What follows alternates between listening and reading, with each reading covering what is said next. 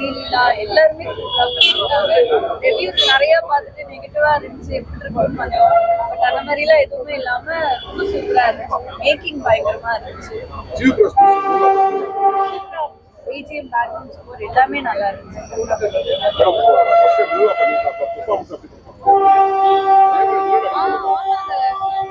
நமக்கே ஒரு மாதிரி என்னடா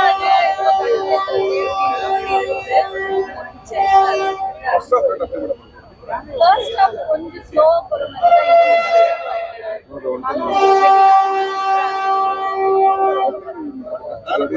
டைலாக்ஸ் எல்லாமே நல்லா இருக்கு. சிவகார்த்திகேயன் அந்த இன்டர்வியூ நமக்கே ஒரு மாதிரி பயங்கரமா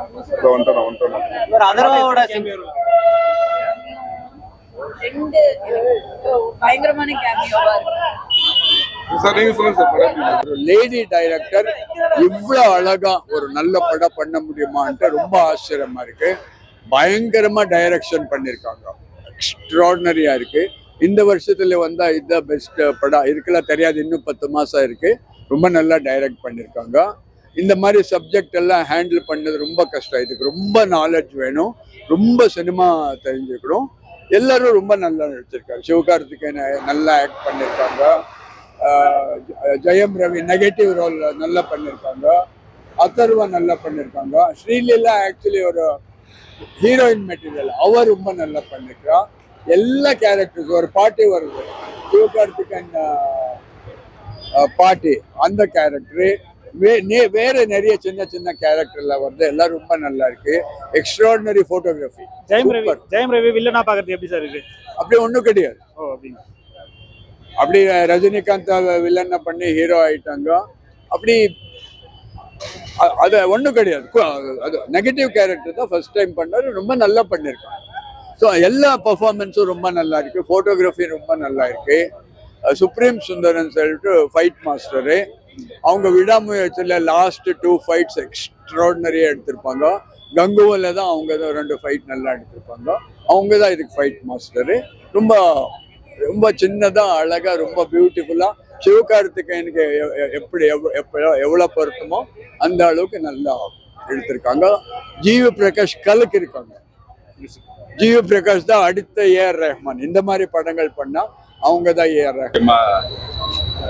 பிரைம் மினிஸ்டர் இந்திரா காந்தி சிவகார்த்திகேயன் பேசுற மாதிரி டெல்லியில போய் ஒரு போராட்டம் பண்றாரு. அவர்கிட்ட பேசுற சீன்லாம் உண்மையில ரொம்ப இன்ட்ரெஸ்ட். இன்டர்வல் பிளாக் சீன்ல சிவகார்த்திகேயன் ஒரு டிரான்ஸ்ஃபர்மேஷன் எடுக்கிறாரு. அதுவும் உண்மையில நல்லா இருக்கு. கடைசியில கிளைமேக்ஸ்ல திரும்பவும் இந்திரா காந்தி கிட்ட எல்லாருமே போராடி ஒரு கையெழுத்து போராட்டம் பண்றாங்க. அதெல்லாம் மகிழ்ச்சி. ஒரு ஆக்டிங் வைஸ் இந்த படத்துல எப்படி இருக்கு? Acting wise Sivakarthikeyan okay. Sivakarthikeyan Jayam Ravi ஒரு புது படத்துல நல்லா தான் பண்ணியிருக்கிறாரு. ஸ்ரீலீலா அவங்க வந்து இன்னும் கொஞ்சம் இம்ப்ரூவ் ஆகும். ஒரு டான்ஸ் மட்டும் ஆடுவாங்க. நடிப்பு சூப்பராக அதர்வா கேரக்டர் தான் உண்மையில இம்ப்ரெசிவான கேரக்டர். உண்மையில நல்லா இருக்கு. அவர் சிவகார்த்திகேயன் தம்பி கேரக்டர் நடிச்சிருக்காரு.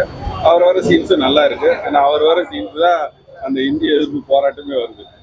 சிவகார்த்திகேயன் சீன்ல லவ் சீன்ஸ் தான் வரனால, அதனால அதர்வாவுடைய கேரக்டர் வர சீன்ல இந்த சீன்ல இந்திய எதிர்க்க போறாங்க, நம்மளை பத்தி பேச போறாங்க, நம்மளுக்கு ஒரு ஆர்வம் வராது. ஜிவியோட மியூசிக் எப்படி? ஜிவியோட 100வது அப்படியா நல்லா எப்படி பண்ணிருக்காரு? இந்த 100வது நல்லா இருக்கு. ஆனா பாட்டு பெருசா எடுபட்ட மாதிரி தெரியல. பெருசா எடுபட்ட மாதிரி மணிரத்னம் படத்துல ஜனகணம் தான் அந்த மாதிரி பாட்டெல்லாம் இந்த படத்துல வரல, இதுல வரல. பெருசா இம்ப்ரெசிவா இல்ல. பேக்ரவுண்ட் மியூசிக் இருக்கும்,